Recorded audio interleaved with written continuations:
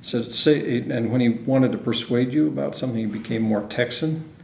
And so he says, "Say, Doug, we figured out what we're going to do in Chelsea."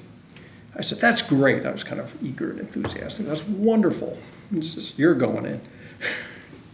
"You are going to be superintendent." I got home that night. My wife said, "Are you kidding me?"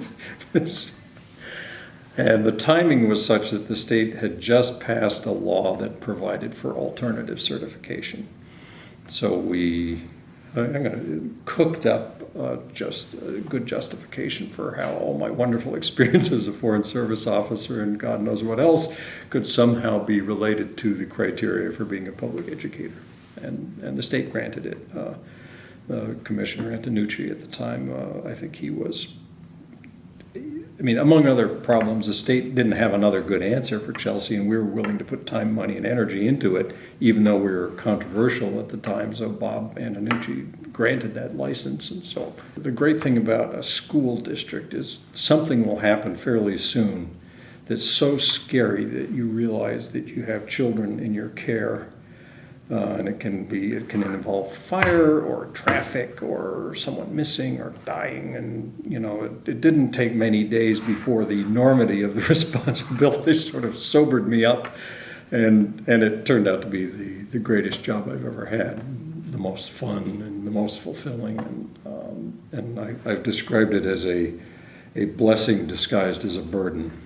Part of what would concern me about this is, and I don't know one thing about Ball State. I just, my life doesn't put me in a position where I would have time to study it.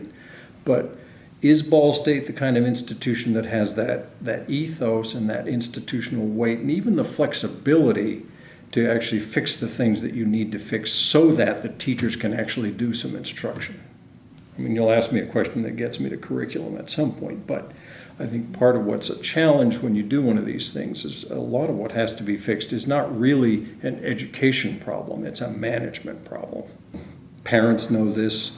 Children will rise to high standards and to expectations, and I've seen great teachers bring children along with very different methods, and I've seen teachers fail with things that I believe should work, but they didn't love the kids.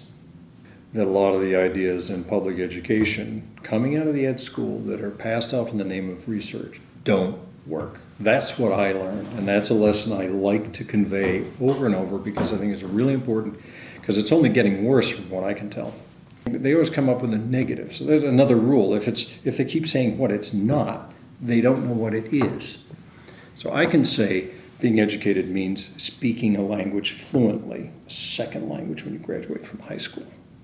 And ignore all the egalitarian rubbish you're going to hear, because it's not fair to deny that child advanced opportunities, and it helps show everyone in the district that it's doable. You have to admit that you have to establish some authority in the classroom, but it's not a misuse of authority to have legitimate authority for a teacher to do his or her job in the classroom. And you have to protect that teacher when things get a little tough and make sure that teacher knows you're backing the teacher.